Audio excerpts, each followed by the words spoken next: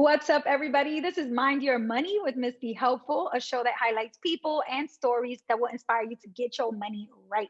And this week on the show, I have Gigi, who has an Instagram platform called First Gen Money Musings. And I've been following Gigi for a little while, and I hadn't really reached out to her to connect. So I figured this would be a great opportunity for us to get to know each other and also to bring her on the podcast just so that we can have a great conversation about money. So welcome to the show, Gigi. Thank you so much for having me. I'm super happy to be here. Yes, I'm so excited. Actually, I went live on YouTube a couple weeks ago. I did 2 Mondays ago. I did a YouTube live. And at the end of it, I was like, okay, if anybody has any other questions, like hit me up. I'm about to leave. And a bunch of people were like, what first gen resources do you have? Like, we want to specifically be thinking about if you're the first generation in your family, like, how do you like learn all these things? And so I just went on Instagram and I started adding a bunch of people looking for first gen hashtag, first gen money, first gen investors, first generation education, financial education. And I found you. I found so many other people. And I was like, all right, I got to make sure to invite her on the show and talk about her work because obviously it's something that more and more people want to learn about, specifically for a first generation audience. So I thought that, yeah, I'm excited for it. Cool. So I have a couple questions. So I always start with this first fun question, which is about financial regrets. It's always really hard to talk about money, but I think if you can just immediately start off the bat with like a regret, it gets the shame out the way. People know, okay, like you're just like me, you made money mistakes. So I always like to talk about the most expensive thing that you either purchased, whether it was like a thing you bought or whether it was a trip you took or an experience or service that like looking back now, it was just way too expensive and you wish you could just take it back. Yeah. So I would say my biggest financial regret is that I didn't start investing from my first job. So I was very fortunate that I had my first paid job. I think when I was 14 or 15, and it was at the number one M&A law firm in the country.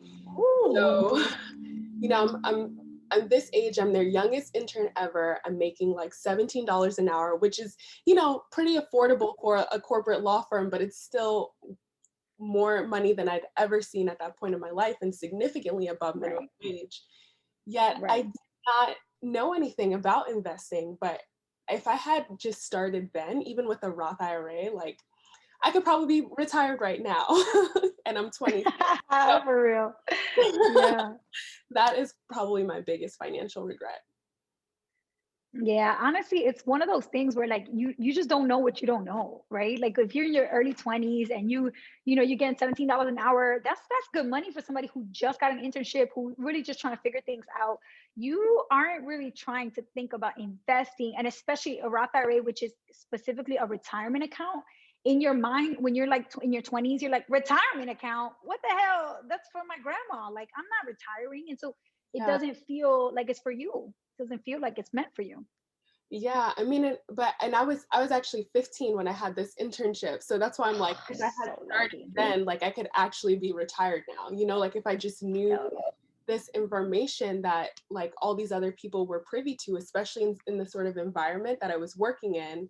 Like I wish someone had pulled me to the side and was like, "You are so young and bright. Like this is what I want you to do with this money that you're getting." That makes a lot of sense because when you think about it, even just if you had just put like half of what you made in the internship and just let it grow and grow and grow, it's so true. Even like when I think about the money I was making when I was like 14, 15, I was working, but back then it was like, I think minimum wage was like $7.50 an hour. So I Mhm. wasn't really seeing a lot of money, and I also was helping my family out a lot.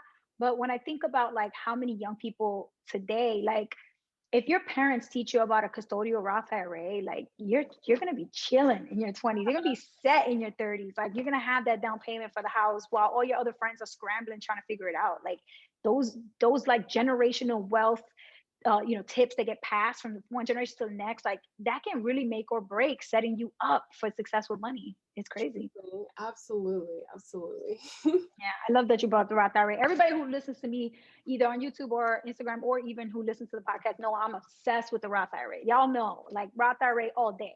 Like I'm always talking about it. I'm always recommending it. Mhm. And there's really no other account like it. So it makes sense that would be something you wish you could have started earlier. Right, exactly. All right. What about on the flip side of that? A time where you did spend a lot of money, it was expensive, but you don't regret it. Even maybe somebody else would look at your budget and be like, oh, you are tripping, Gigi. I would never spend that much money like that. But for you, you're like, nope, I'll do it again in a heartbeat. It was worthwhile for me. And, I don't regret it. Yeah, I would say buying my first property. That was definitely the highlight of my financial journey. Really just helped me solidify myself as an investor. And because it's something that is just so tangible toward generational wealth, I absolutely don't regret it. Even though, I've run into some homeowner challenges. Like I had a leak in my basement, I had a small leak in my roof. Yeah. So that has been a little frustrating, but I'm still like so grateful for the responsibility. Yeah, that's amazing. So where did you invest in real estate property? In Philadelphia. Oh, nice. Okay, so you're not far from, NYC area-ish. You're close to me. Yeah, yeah, I actually I that was what prompted me to move out of New York City because I was born and raised in New York City. I went to college there as well, but I was like, it's time for me to do something different. So I really started looking at out of the state markets, and I really liked Philly just from my trips there. And I found this property, and it was actually listed on my birthday. Um,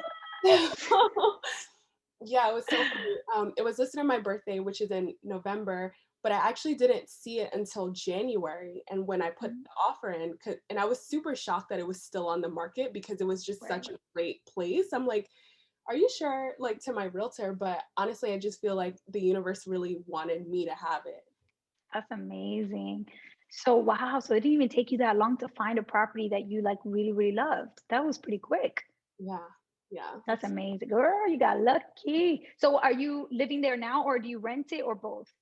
Yes, I'm doing both. So I put in my offer last year in January 2020.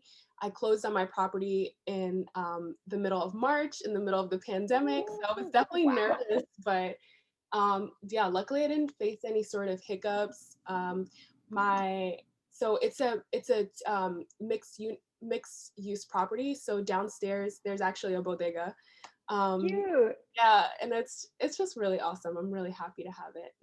Oh, that's amazing. Well, congratulations, because it's so true. I think a lot of times when we go back in history and look over the opportunities that people have had to build wealth in this country, buying a house is a huge step in that direction. And nowadays, it's even harder than ever. You need, especially in the NYC area, which makes a lot of sense why you stepped outside of the five boroughs because it's just so crazy expensive. But we think about what you're doing and how you're starting to establish this asset for yourself, not just as an opportunity for you to live in a home that you own, but for you to be able to generate passive income for yourself through the renting of certain rooms or certain apartments. If you're not there, it's just always an opportunity for you to create cash flow, which I have definitely come to like appreciate more as I've seen a lot more people do real estate. Me Mhm. myself, I'm like, look, I can't even, if I would need a clean million to get started here in New York City. So like I'm not even like, no hope for me. Yes, New York is definitely an expensive market, but luckily there's still like there's so many grant programs that you can actually stack together, and it's one of the things that I talk about in my real estate ebook that I released this past month. But yeah, I know like several people who have bought like 3 unit properties like in the Bronx and Harlem, etc., especially with stacking different grants. So getting upwards of like $80,000 worth of down payment assistance Wow. makes a huge difference because Oh if you yeah. can find something that's like under a mill, which is still possible, in certain areas for sure, then it really does make it like something that's accessible. It's hard, but it's Yeah. possible. That is so true. That is definitely not something that's out of reach for a lot of people who are, in a position to make an investment like that. I was Mhm. just talking to Ogechi from One Savvy Dollar. She posts a lot about real estate on Instagram, and she was telling me that real estate is very interesting because it's one of the areas of your finances where you can't get away with investing unless you have your whole package together. You Yeah. have to have your income has to be right, your debt has to be managed, your credit score has to be good, you can't your budget has to be tight. You can't be like like when you're investing in the stock market, you can just open up a Roth IRA and throw money in there with no budget, with a bad credit score, with low savings. You can still get away with investing in stocks and bonds and mutual funds and index funds and ETFs. Nobody is going to check your financial, statements. No, you're not going to have a loan officer checking. And Yeah. so it's interesting that I think a lot of young people are starting to just jump into real estate off the bat because it forces you to become more responsible very early. I've noticed that. Yes, that is so Mhm. true. It really is. Yeah. I love that. All right, well, girl, now that I know you're from New York City and you used to be a teacher just like me, now we got to talk about Yes. like everything. So, Oh my okay, so I want to know, where in New York City did you grow up? Schools did you go to? What made God. you become a teacher? Like all of it. I need everything, all the details. Yes, no problem. So, yes, I was born in Crown Heights, and I lived there with my mom for a few years. We actually moved around quite a bit in Brooklyn, Mhm. just because like it was just me and her for a while, and even back then, like New York would be expensive in certain areas, or certain areas were unsafe. So when I was, let's see, when I was around 8 years old, I apparently did really well on my New York State exams. Yeah. So one of my teachers had nominated me for a program called Prep for Prep, which is a leadership and academic program Mhm. that serves like New York City kids of color. And essentially, I got tested into this program, which allowed me a wealth of opportunities, such as going to an independent school in Park Slope, at a hugely discounted price, and being a part of Prep for Prep allowed me to have access to all these different opportunities for life. So it's how I got access to that first internship at that M&A law firm, or Right. went on to eventually have all these other amazing opportunities and experiences, like working at Goldman Sachs or partnering with JP Morgan. So yeah, it was, I had a very active education experience growing up. And I actually, I decided to become a teacher during my last year of college, just because I had already had a wealth of experience in corporate law, in banking, and all of Mm. that through prior internship experience. And I knew that I was not interested in that whatsoever. Yep. And I did a ton of activism work, um, and volunteer work when I was in college. So I worked with people who were affected by the criminal justice system, be it on probation or parole. I also was a part of this program called Columbia Youth Adventures, because I went to Columbia. And so we Mhm. partnered with 3 Harlem public schools, and we would take them out on social and education excursions every weekend. Yes. Love Yeah, I that. really loved kids, and I ultimately decided to become a teacher. And so I went back and I taught at a school in Crown Heights, since that was where I was from. And it was Love just it. my way of like really wanting to give back and leveraging the privileges that I was able to have access to because of, and I would say that I worked hard, but honestly, like a lot of this came naturally to me. And there was part of me that had a level of like survivor's guilt, that like I was able to go to these schools that cost, $30,000 to $50,000 a year. Yep. Meanwhile, some of my peers didn't, they didn't test well on these things. They didn't um, get access to this stuff. So like they had a very different life. So I really wanted Yeah. to make sure I was giving back. So I taught That makes a lot of sense. elementary. Yeah. No, Yeah. that's beautiful. So did you do the traditional like education route?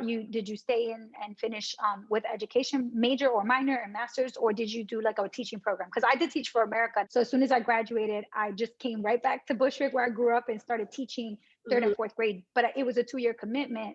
mhm. And so I'm curious, did you do the traditional route or did you do like a teaching program? I didn't study anything teaching related. So Hmm. my majors were, I was in urban studies and political science double major, sociology concentration, and women's and business leadership scholar. That's So it was all super just geared toward the things that I was interested in. And um, I guess also things that would lend well to like a corporate environment. But like I yeah. said, like through my activism work, and because I already had a wealth of experience, like doing those sort of internships. Like I did an investment banking internship. I did impact investment as well, social entrepreneurship. I just wanted something Right. totally different. Yeah. So so I I mean I think I was just like a natural educator, so to speak. So I did really well in my interviews.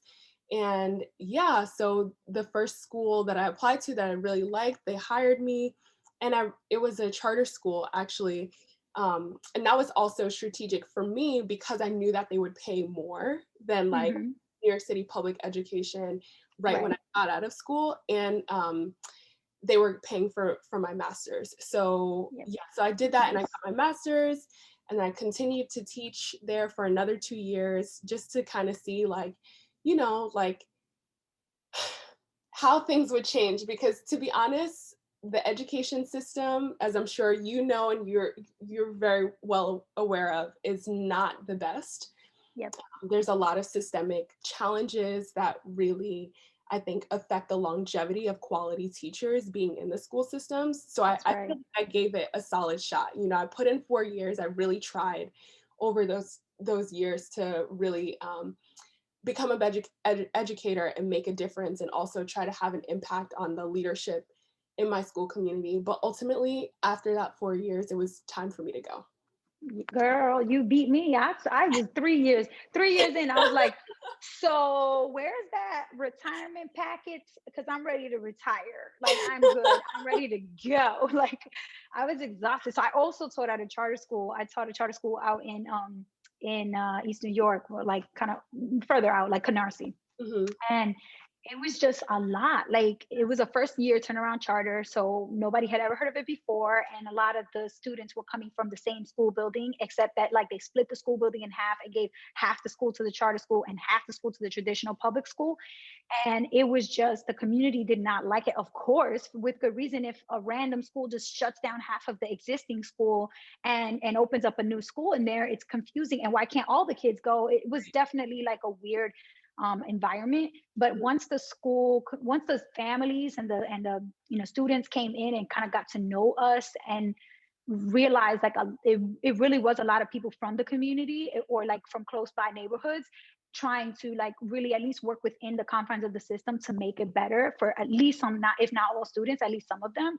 Because it's so hard, like you said, to change the system. It's Yes, almost impossible, especially right. when you're talking about New York City, because Mhm. you and I have an experience in the charter world. It's so different from the New York City Department of Education, where it's a very archaic system. It is a lot of bureaucracy. It's a lot of inefficiency.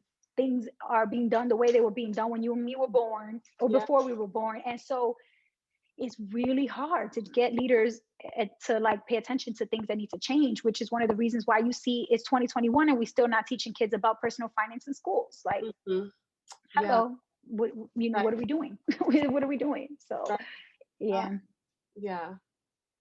Ooh, it's crazy. And I think we need to do at least our part. I don't think we have to take it upon ourselves. Like I feel everything that you said resonated with me, because I took the specialized high school exam. I went to LaGuardia High School. I mhm. graduated there and got a scholarship, full scholarship to Brown. So I, again, that same thing you're talking about, this access to these institutions where you see your friends back home not being able to get these opportunities that you're getting. Mhm, And in some ways I did feel guilty mhm. to be able to get those opportunities and leave a bunch of my friends back that couldn't go to schools out of state, um, or that only had an option to go to CUNY or community college, because Mhm. financially speaking, they were not able to get the type of support from financial aid that they needed. So I think a lot of times, yeah, you carry this guilt with you.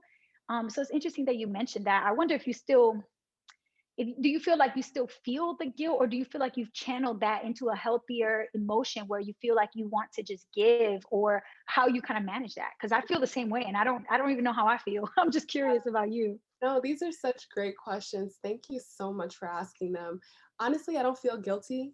Um, I really don't, because I I feel like I really put in a solid effort in the environment that I was, but the way that the system was, like at the school that I had worked in, it's you can only do but so much, and I felt like my spirit was being crushed. And meanwhile, through personal finance education and inspiration, I'm able to affect and impact so many people who look like me, who need this sort of support and guidance in a way that is really fulfilling, and I wasn't necessarily getting in the classroom. So Mm-hmm. I feel like all of this was like the universe putting me in alignment with my true purpose. So I'm happy that I can take some of those classroom experiences and life experiences in general to really help people build generational wealth. Yeah, I absolutely love that because I feel like in the classroom, you don't realize how many skills you're developing besides just teaching kids how to read and write and do math. Like public speaking, confidence, classroom management, organization, communication, both written and oral. I mean, Mhm. you really truly become so professional so fast. You have to. You don't have a choice. These kids are in your responsibility from the moment their parents drop them off to the moment the bell rings at the end of the day, and you have to make it a successful environment. And so you're working your butt off. And I remember going home with a bunch of work. I never went home to just like relax, watch Netflix, chill, go out on a date. Like I would go home and open my computer and my books and do more work, more Yeah. grading, more lesson planning, more emails. Like it just, I felt like the Right, work contact never ended. parents, all of that. Yeah, Yeah, that's absolutely crazy. agree with you. But it's sad. I wait to see the day that the education system changes for the better so that amazing people who have the potential to make an impact on students can feel safe and warm to stay in that environment and be nurtured and not be burnt out and not be just like to completely taken advantage of to the point where they feel like, okay, now I'm making, well, at the end of the day, when you take your hourly rate, if you're working all the time around the clock, you're getting paid less than minimum wage to be a teacher Yes, if you are working all the absolutely. time. So, at the end of the day, that trade off may or may not be worth it for some people. So Yeah, it's yeah. rough out there. All right, girl. Well, tell us a little bit. I mean, you mentioned growing up in Crown Heights. You mentioned you and your mom were alone, and you jumped around neighborhood to neighborhood, apartment to apartment a lot. And I wonder what it was like, kind of, when it came to talking about money, if that was a thing that you and your mom did. Obviously, you were very aware that you were granted this opportunity to prep for prep to go on to a school that was expensive, but your parents didn't have to, your mom didn't at least have to come out of pocket the way other kids were. But what were those conversations around money, if there were any? Because I feel like for me, middle school kind of was when I started. I don't know. I went to 383 in Bushwick, where like I that's also where. went to 383. No, you I didn't. What year did. did you graduate? Oh my God, I'm Congratulations. talking to a Skylar head, and I don't even know Yes, it. that is so funny. Oh my God. What year did That's you graduate? crazy. So I graduated, I was class of '03, and I went to LaGuardia High School from '04 to '07. I graduated '07. And then I went to college and I was class of 2011 at Brown. Okay, okay. I can't remember what year because I only went to 383, I think for Fifth, right? Fifth or sixth? yeah, just for sixth Yeah. grade. Because I was at PSIS 308 in Bed-Stuy, and that's when I had also gotten into prep for prep. So then I was Gotcha. only at You only needed 383 sixth for grade. 1 year, and then I went to my independent school from 7th Right. through 12th. Right. Yeah. I have a lot of friends that did prep for prep that started with me at Schuyler, either did fifth and sixth or just sixth grade, but then seventh and eighth, they were out because of prep for prep. Like a lot of them went to St. Anne's and some Mhm. other schools that, through prep for prep. So it's funny, I know so many people in that world. But yeah, I feel like for me, thinking about money started at Schuyler for me because in my elementary school, everybody was poor. Like it was to the point where everybody was wearing broken Payless sneakers. Mhm. It was like normal, and we didn't even care. We were just running around in the yard at recess. We didn't really pay attention to what each other was wearing or whatever. And then when I got to middle school, like, all of a sudden, because we had to wear that uniform, so the sneakers and your backpack all of a sudden became like what Same. showed if you have money. So like if you didn't have Jordans or Nikes or Diesels or whatever the hell, Pumas, whatever stuff was popping back then, you were definitely going to get made fun of. And so I started getting made fun of all the time. And that's when I started going home and asking my parents, I want Jordans, I want Nikes, I don't want to wear Payless sneakers, I don't want to wear these K-Swiss no more. And then I remember my parents first kind of telling me like, listen, we don't have money for those things. That first started for me when I was like 11, 12 years old. So I'm curious, like, those conversations, did they ever happen with you and your mom? Or did you feel like it was very clear, like, don't ask for that because we don't got it? Yeah, so my mom has always been super open about money, which I'm very grateful for. She's someone who has always been very financially strategic. I think especially like having to be a single mom and not really having financial support from any other family members. I always remember her like negotiating with different companies, credit card companies, in-store negotiations, having no shame, being like, is there a coupon for this, or can you offer me a discount? Like, I like to describe her as warmly demanding, or like charmingly demanding. And she just really encouraged me to be sort of confident about that. So I was very used to hearing her like having these conversations, making sure she's writing everything down. She would keep a specific notebook where she would say like who she spoke to, what their Yes. identification number was, what they, what the before rate was, what the after rate was. I So love that. seeing her use coupons for things. So like actually I used to get made fun of before middle school because I would wear Mm. like the Gap, or you know what I'm saying, like, or Oshkosh Bigosh, and Yes. and some of the people in my school were wearing like baby fat or like all these other Right. things, and we didn't have that, but I didn't have any shame about that. I didn't care. I only started to feel shame about my like class status when I went Right. to school in Park Slope, because that was also the first time I had ever seen Park Slope, and Mm. I was like, this is just one family lives in this whole brownstone. Yep. Like, oh, you have a country house and you have a beach house. Mhm. Like you get new outfits every single time.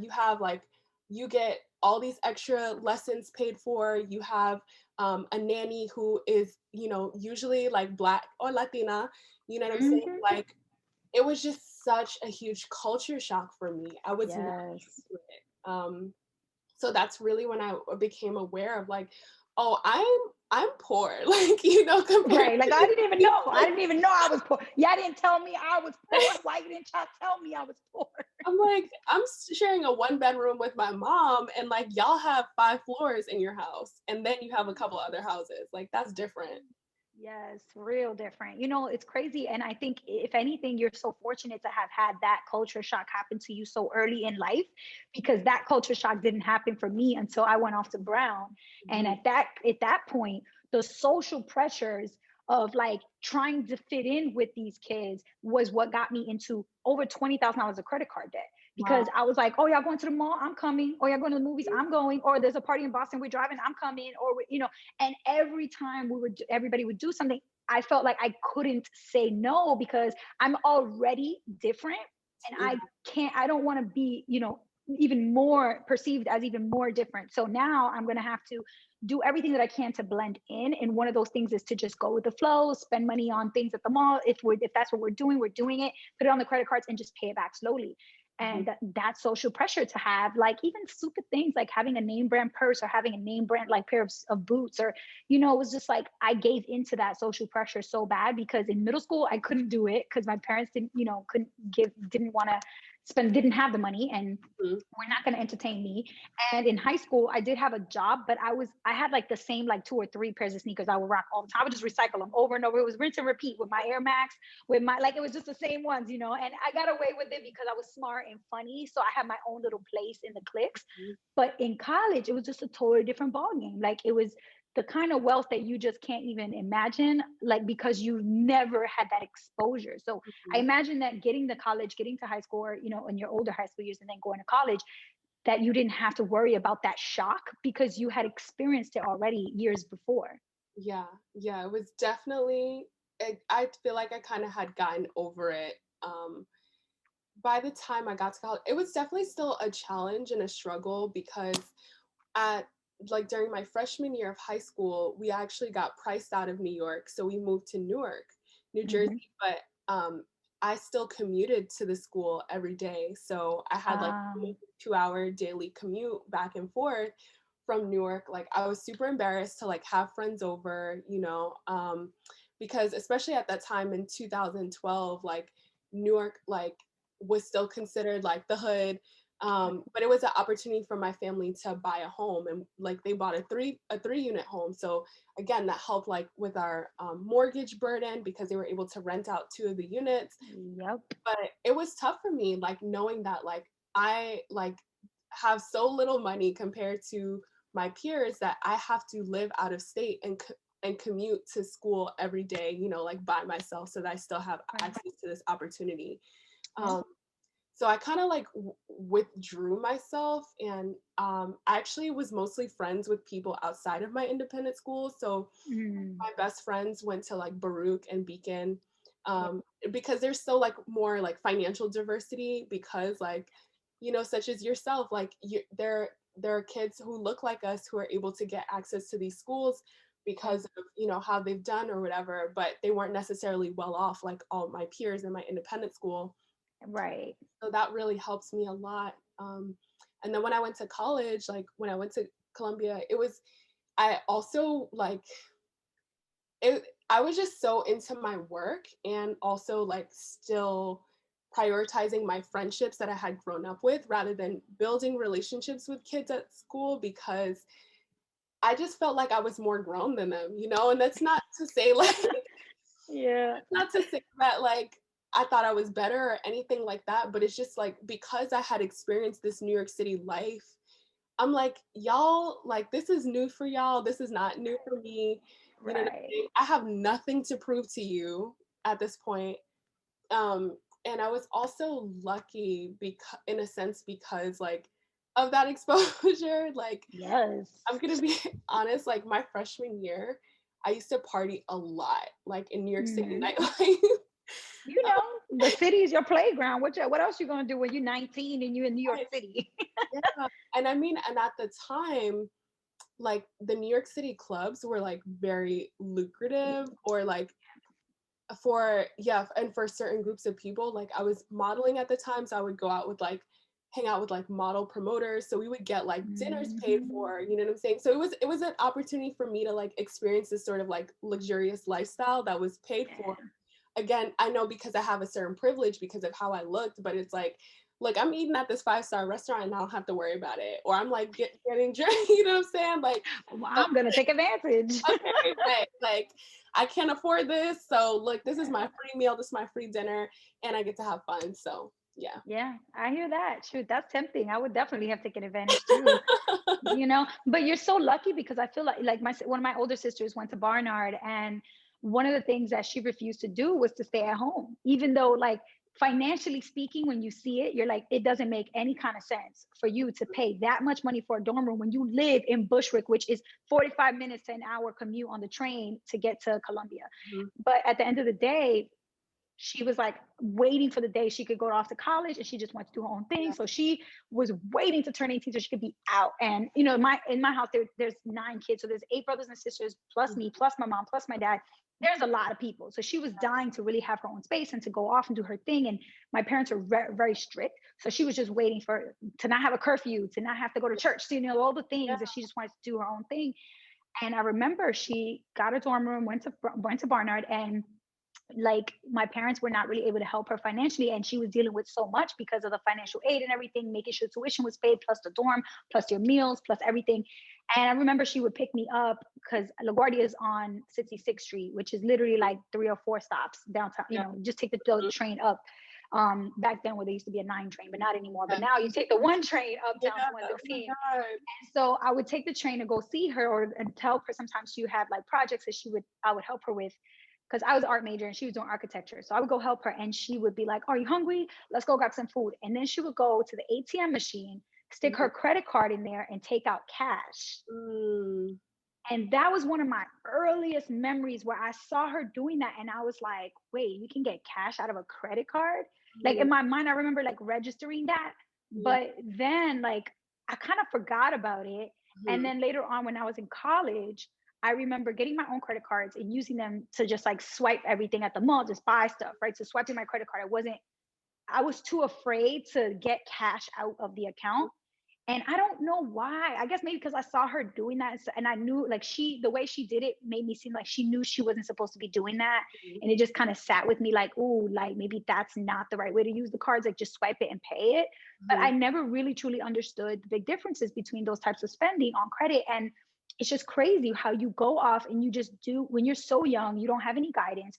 She was spending way too much on college, her dorm life, where she literally had a place to live with rice and beans every day, but Yeah. she chose to go stay in the dorm. Why? Because, you know, you're young and you want to do your own thing. You don't want to listen to your parents.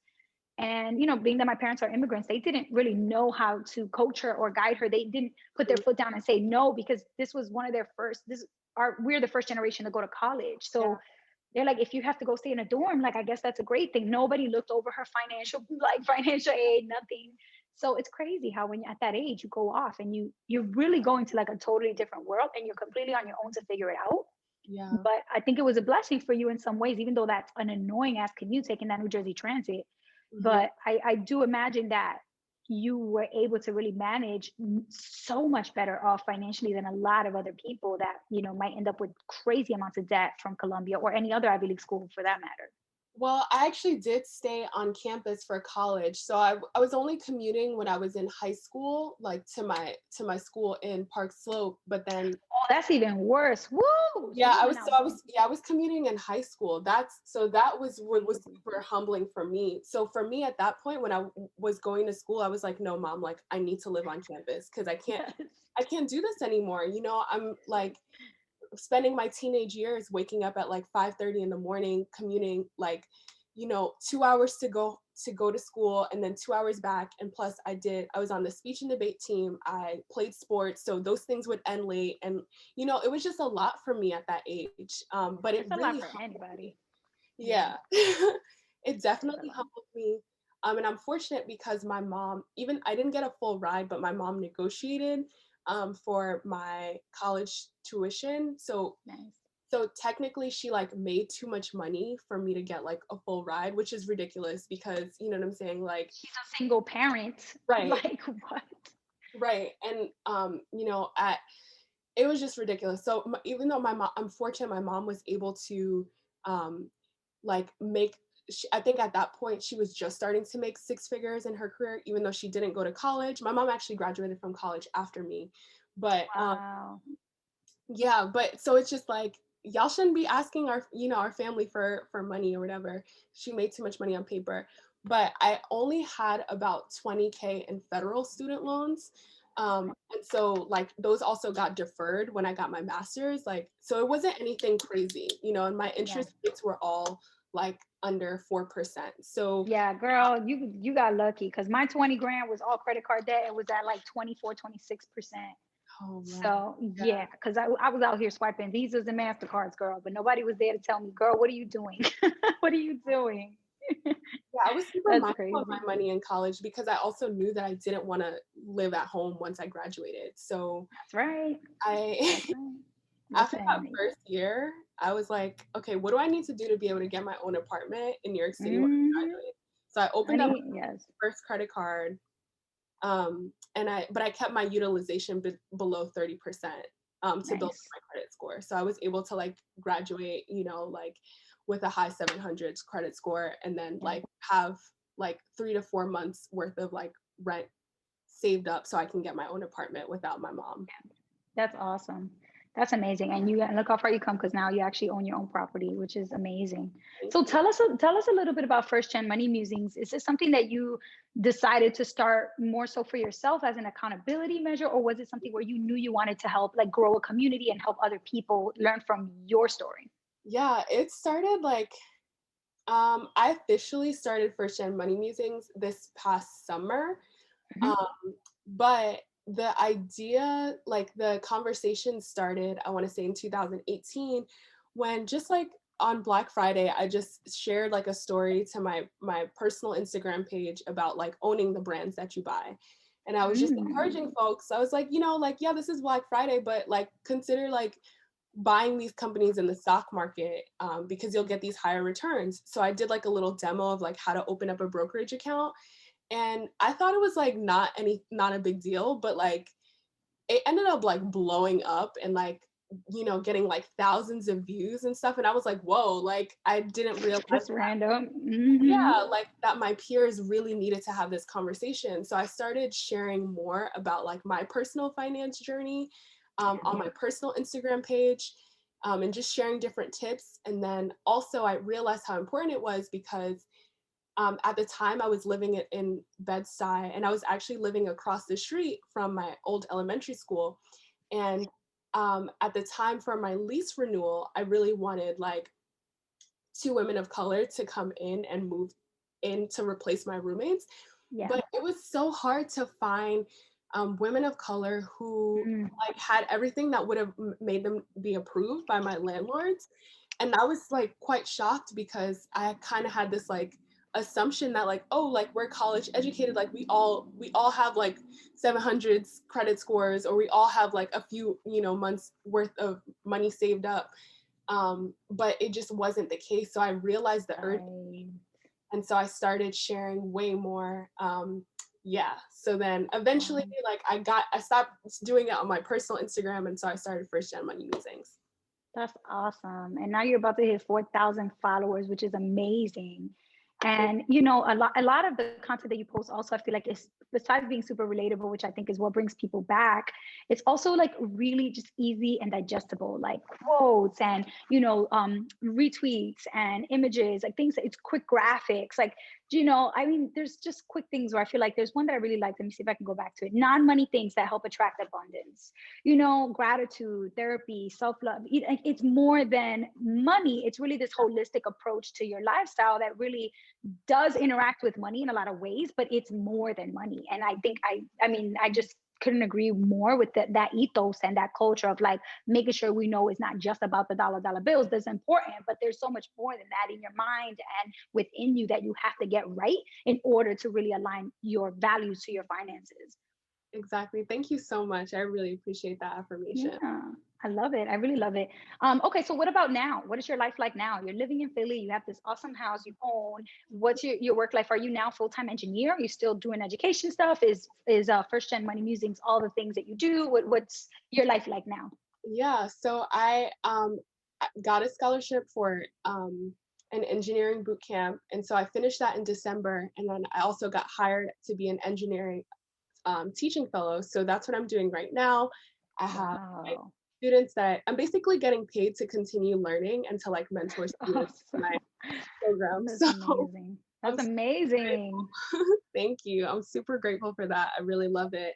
I think tech is so important for Black and brown folks to get into, like, because these algorithms and all of these different systems are literally changing the way that we think and interact with the world. They have Yep. such an impact and power over our lives. So I'm super happy to be in the position to like, like kind of make it fun and cute and like encourage like especially other women of color to get into this field and try to make it as accessible as possible. So I'm Yes. definitely sharing some more stuff about that like on my platform. But yeah, Absolutely.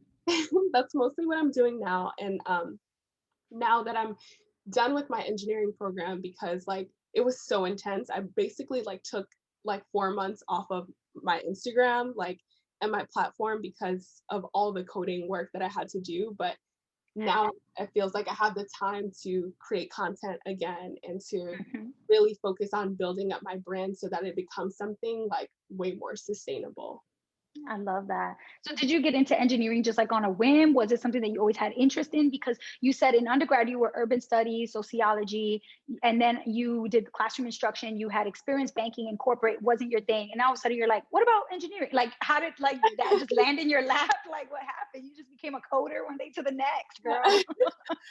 I honestly, what interested me in becoming a software engineer is like okay, so this is like this is so funny and random and people always like laugh about it, but like seeing my friends who speak a lot about certain like political and like social justice issues like get their accounts shadow banned on Instagram, and like my personal Instagram is also shadow banned, so like I can't see like who liked my photos. Some of my things Wow. are hidden. Yeah, I like don't have the updated features on my personal Instagram. So just learning about how like these platforms can like really suppress our voices and like suppress our visibility inspired me to be like, oh no, like I need to know what's happening here. Like I need to know how to do this, myself. Like I need to be able to create the platforms and experiences that are actually going to serve our different communities. So that's what Yes, inspired honey. me. Yeah, and it was also like I was excited about the challenge because I've always kind of been afraid of math, just Mm. because of like some like teaching trauma that I have, like, from years. So it was a part of me healing that in myself, and then just like showing like, girl, you could do this, and I'm Yeah. so Love that. My boyfriend does a lot of coding too, and I feel like he always tells me like the math is not a big part of it. It's more yeah, logic. Yes, And I'm exactly. like, yeah, but I'm scared of logic too. I'm an emotional ass girl. I'm an emotional ass girl. I don't know if I could do the logic. That is too funny. Yes. But he's always encouraging me to learn. I remember I downloaded this app called Mimo just to try like some basic coding. It's kind of like the Duolingo for Yes. coding. Yes. And I tried it for a few weeks and I was kind of into it, like just doing the really basic lessons. And after a while, I just stopped using it. But it's so true. It's like to see so many more women of color stepping up and taking on that like craft and being like, we need to be at the table when it comes to tech. Tech is the future. There's no denying that. And especially when we talk about finances, because fintech is everything Mhm. around money now. If you are looking for bank accounts, probably going to be on your phone or on the computer that you set it up. If you're trying to invest, it's definitely going to be on your phone or computer that you set up investments. If so it's interesting how as we look towards the future, we also have to make sure that we're challenging ourselves to be a part of the most critical conversations, and tech is definitely one of them. So I mean, I always say to myself, I'm gonna learn, but girl, you're actually learning. And so hats off to you. That is amazing. I'm over here talking and you walking the walk. I love it. It's never too late. And that's the beauty of it, right? Like you can pick up a course like online if you feel like it. That's right. That's so true. It's the same thing with finances, right? You can be so frustrated and stressed out by your finances, and it's never too late. Like you can get your money life together when you're in your 50s, when you're 60s. So what? You still have decades to live. What?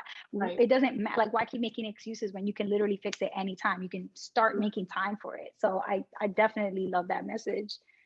Okay, cool. Well, we've learned so much about you. First of all, I can't believe that we have so much in common. We both went to Schuyler. We're both from Brooklyn. We both went to, colleges out of state or Ivy League colleges that were really competitive. We both did New York City teaching in charter school, specifically in Brooklyn. Like, it's crazy how much our paths have, so many common touch points. So I'm so glad that I made time to chat with you and get to know you better. Me So too. thank you. Yeah, thank you so much for making the time. Thank you. I'm so honored. Like I had such a great time talking to you about this stuff. It just flowed so easily. That's right, girl. That's right.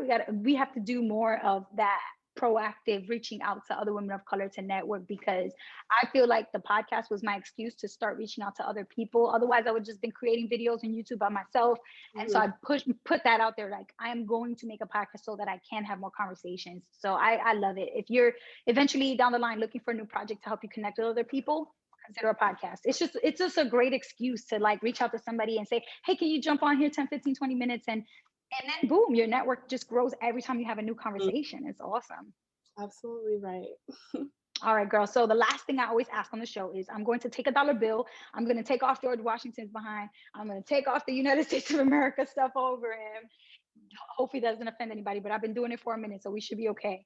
And I'm gonna post the dollar bill with your face on it and with your money motto. So it could be a money mantra, money message. Essentially, every time people are going to spend money or transact with money, that they are reminded of this message that you want them to know about money and about being, sort of just kind of thinking about their finances differently. So what would that money mantra be?